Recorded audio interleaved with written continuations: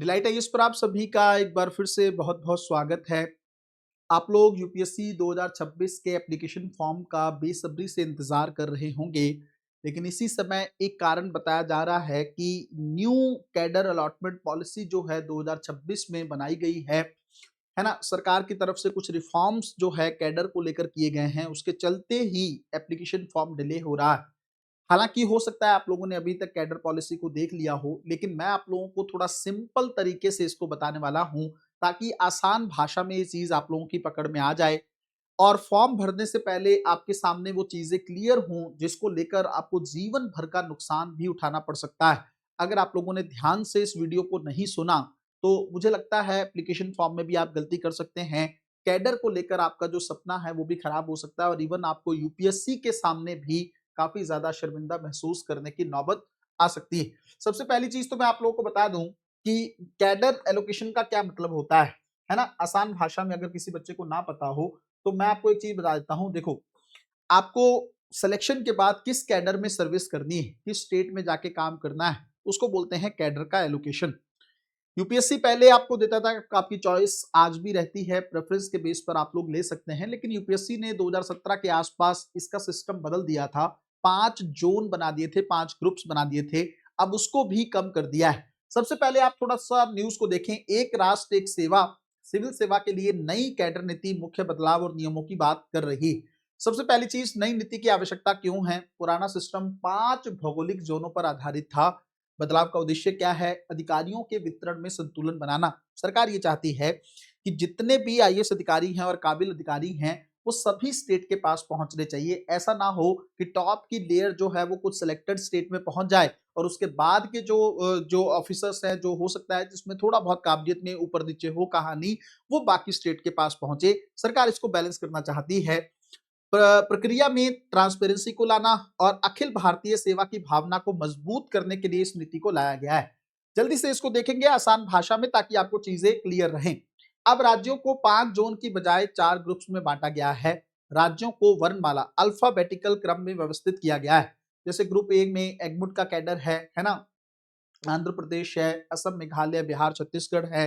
Group second में Gujarat, Haryana, Himachal, Jharkhand, Karnataka, Kerala, MP है।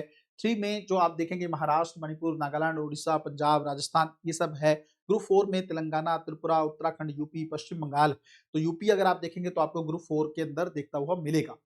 दूसरा, एक सवाल होता है कि इनसाइडर कौन होता है सर, आउटसाइडर कौन होता है, उसको लेकर भी कोई रूल है, तो ध्यान से समझेंगे। बाकी चीजें मैं आपको एनालिटिकल पॉइंट ऑफ व्यू से बताऊंगा, पहले आप लोग थोड़ा इन्फॉर्मेशन को देख लें।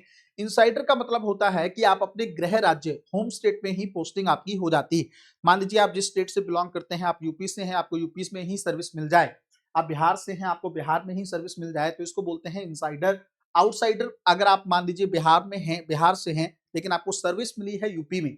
आप पंजाब से बिलोंग करते हैं, लेकिन आपको सर्विस मिली है राजस्थान में, इसका मतलब आप आउटसाइडर के तौर पर जाने जाएंगे। सीटों का गणित कैसा है कि कुल वैकेंसी का 33.3% इनसाइडर के लिए रहेगा और कुल वैकेंसी का 66.6% आउटसाइडर के लिए रहेगा। आसान भाषा में, अगर मान लीजिए यूपी के लिए 30 सीटें, तो 30 सीट में अगर आप देखेंगे तो 2/3 जो है, जैसे 20 सीटों के आसपास अगर आप देखेंगे तो आपको मिलेगा आउटसाइडर्स के लिए रहेगा और 10 सीटें 1/3 जो है वो लगभग लगभग अवेलेबल रहेगी किनके लिए? इनसाइडर के लिए। इसका मतलब 30 सीटों में 10 लोग ही ऐसे अधिकारी होंगे जो यूपी से बिलोंग करते होंगे और उनको यूपी कैडर मिलेगा। 20 अधिकारी उस साल बाहर से आएंगे, अदर स्टेट से आएंगे। ये रूल जो है इसके अंदर इंप्लीमेंट किया जाता है। यह नियम सुनिश्चित करता है कि राज्य प्रशासन में स्थानीय और बाहरी प्रतिभा का मेल हो। अगर सारे 30 के 30 जो है इनसाइडर भर दिए जाएंगे ना, तो वो उतना अच्छे से काम नहीं कर पाएंगे। एक बैलेंस जो है अखिल भारतीय स्तर पर नहीं हो पाएगा। तो ये एक अच्छा प्रावधान है जो कि होना भी चाहिए। होम कैडर को पाने की अब क्या शर्तें हैं? मेरिट और रैंक, आपकी रैंक उस राज्य की इनसाइडर सीटों की कट ऑफ में आनी चाहिए। इसको मैं फिर से एग्जांपल के थ्रू समझा देता हूं। जैसे 10 सीटें हैं ना इनसाइडर में, तो आपकी रैंक जो है उसके अंदर आनी चाहिए कि आपको उन टॉप 10 में आप आ सको। टॉप 10 में अगर आप नहीं आएंगे तो फिर आपको नहीं मिलेगा। इसका मतलब ये है कि बाकी 20 सीटें आउटसाइडर के लिए हैं, तो फिर वो आपको वहां पे नहीं मिल पाएंगी। आपको 10 सीट के अंदर आना ही होगा और आपकी कैटेगरी मैच होनी चाहिए। आपकी category general, OBC, SC, ST की वैकेंसी होम स्टेट में उपलब्ध होनी चाहिए। इसका मतलब ये है कि अगर मान लीजिए आप जनरल से बिलोंग करते हैं, है ना, मान लीजिए आप ओबीसी से बिलोंग करते हैं और आपके स्टेट में इस बार जो वैकेंसी निकली है उसमें जनरल है, एससी है, एसटी है, लेकिन ओबीसी नहीं, तो फिर आपको चाहे आपने कितनी अच्छी प्रतिभा को किया हो, आपको वो स्टेट नहीं मिल पाएगी। मैं फिर से बता रहा हूं, अगर आपके स्टेट में उस साल ओबीसी की सीट नहीं है या जिस कैटेगरी से आप बिलोंग करते हैं उसकी सीट नहीं है, तो चाहे आप कितनी अच्छी रैंक ले लें, आपको वो वाला कैडर, होम कैडर नहीं मिलेगा। तो एक बहुत बड़ा सवाल यहाँ पे क्रिएट हो रहा है कि होम कैडर को सरकार ने कम करने की कोशिश की। सहमति भी चाहिए होगी इसमें। फॉर्म भरते समय आपको यस का विकल्प चुनना होगा। अगर आपने नहीं चुना तो फिर बाद में आप नहीं कह सकते कि मुझे होम कैडर क्यों नहीं मिला, है ना, चाहे आपने बहुत अच्छी rank, first second third rank को भी हासिल क्यों ना कर दिया हो। एक रोटेशनल साइकिल जो है वो भी किया जाएगा इसके अंदर। 25-25 के बैच में जो है आवंटन किया जाएगा। इससे टॉप रैंकर्स केवल पसंदीदा राज्यों में नहीं, बाकी स्टेट को भी मिलेंगे। जैसे मैं एक सिंपल बात कहूं, मान लीजिए हमें 25 स्टेट के अकॉर्डिंग या उसके अकॉर्डिंग हमने बांटा है ना। अब 25 टॉप के अधिकारी आ गए, उन 25 स्टेट को दे दिया, फिर अगले 25 अधिकारी फिर से दिया। इसका मतलब जो अच्छी क्रीम है, जो टॉप की लेयर्स है, वो हर स्टेट को मिलेगी। ऐसा नहीं है कि सिलेक्टेड स्टेट को ही वो चीज मिलेगी और बाकी जो स्टेट है उनको बहुत अच्छे अधिकारी नहीं मिलेंगे। अच्छे और बुरे अधिकार, मतलब बुरा कुछ नहीं होता है, ये वर्ड मुझे लगता है सही नहीं रहेगा। जैसे एक होता है ना कि थोड़ा सा ज्यादा काबिल अधिकारी, ज्यादा स्मार्ट अधिकारी मान लिया जाता है, जिनकी रैंक बहुत अच्छी है उनको बहुत ज्यादा काबिल मान लिया जाता है, और जिनकी रैंक थोड़ी कम होती है। हालांकि मुझे ऐसा लगता है कि जरूरी नहीं, मार्क्स के बेस पर आप किसी की काबिलियत को नहीं माप सकते। कई बार कम रैंक लेने वाला अधिकारी भी बहुत अच्छा काम करता है, लेकिन वही है कि अब सिस्टम को जिस तरीके से बनाया गया है उसके अकॉर्डिंग ही हम लोगों को देखना होगा। तो सभी स्टेट को एक बैलेंस तरीके से अधिकारी मिलेंगे, बहुत अच्छे अधिकारी भी मिलेंगे, थोड़ा लोअर लेवल के अधिकारी भी उनके पास पहुंचेंगे, है ना। रोटेशन इनसाइडर और आउटसाइडर वैकेंसी को एक निश्चित क्रम में भरने की कोशिश की जाएगी। विशेष श्रेणियां हैं जैसे दिव्यांग हैं या आर्थिक पिछड़ा वर्ग है, पहले इसकी तो मैं बात करूंगा ही, लेकिन दिव्यांग को लेकर देखो, कैडर आवंटन में उनको सर्वोच्च जो है प्राथमिकता दी जाएगी। अगर मान लीजिए उनको उनका राज्य नहीं मिलता है और वहां पे मान लीजिए सीट भी नहीं, तो सरकार हो सकता है वैकेंसी को क्रिएट करे, तो उनके लिए तो सरकार ने थोड़ा सा अच्छा एक दिल दिखाया होना भी चाहिए, है ना। उनके लिए अतिरिक्त सीट का प्रावधान भी किया जा सकता है।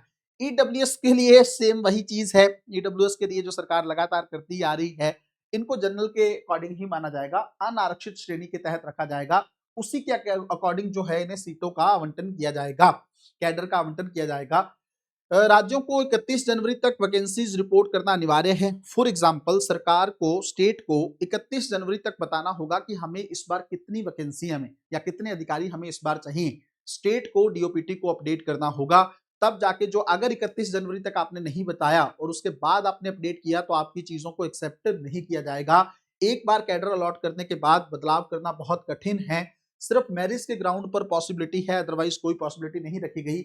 इसका उद्देश्य भारत की विविधता में प्रशासनिक एकता को सुनिश्चित करने का प्रयास करना है। सिंपल सी बात है, होम कैडर मिलना थोड़ा सा डिफिकल्ट हो जाएगा, ये बात मैंने आपको पहले ही बता दी है। सरकार ने कोशिश की है कैडर एलोकेशन को थोड़ा आसान बनाने की, प्रशासनिक विविधता को लाने की, एकता स्थापित करने की, है ना। इस तरह से एक ट्रांसपेरेंट वे में कैडर एलोकेशन करने का एक अच्छा प्रयास सरकार की तरफ से किया गया है। इसमें लास्ट में मैं बस एक ही सजेशन आप लोगों को दूंगा, जब भी आपको कैडर से रिलेटेड इंफॉर्मेशन को भरना है, बहुत सोच समझ के आप लोग भरिएगा। कौन सी आपकी प्रेफरेंस रहनी चाहिए, इस तरह के 4 जोन में या 4 ग्रुप्स में आप किसको सेलेक्ट करेंगे, किसको पहले पे रखेंगे, किसको दूसरे पे, इस चीज को बहुत ध्यान से आप लोगों को समझना होगा। जब फॉर्म आएगा, डेफ को लेकर चीजें आप लोगों को भरनी होंगी, उस समय मैं आपको इसके बारे में डिटेल डिस्कशन की वीडियो भी दे दूंगा। उसके अलावा मैं यही कहूंगा कि बहुत ध्यान से आपको भरना है, होम कैडर वाले ऑप्शन को भी ध्यान रखना है। यस आपको भरना पड़ेगा, अदरवाइज आपको वो कैडर नहीं मिलेगा। मुझे लगता है इस चीज को लेकर आप लोगों की क्लैरिटी काफी अच्छे से हो गई होगी। बट अगर आपको इसका पीडीएफ चाहिए, है ना, अगर आपको लगता है कि सर थोड़ा और आसान तरीके से देखना है, पीडीएफ को देखना है, तो आप डिलाइट एईएस के टेलीग्राम चैनल को ज्वाइन कर सकते हैं। वहां पर मैं इस पीडीएफ को सेंड कर दूंगा, जिससे आप लोगों को, आप बहुत अच्छे से उसको पढ़ सकते हैं और आपके माइंड में अगर कोई डाउट है वो भी बहुत अच्छे तरीके से क्लियर हो जाएगा। मिलते हैं अगली वीडियो में, तब तक अपना ध्यान रखें, अपनी पढ़ाई को बहुत अच्छे तरीके से करते रहें। बहुत बहुत धन्यवाद।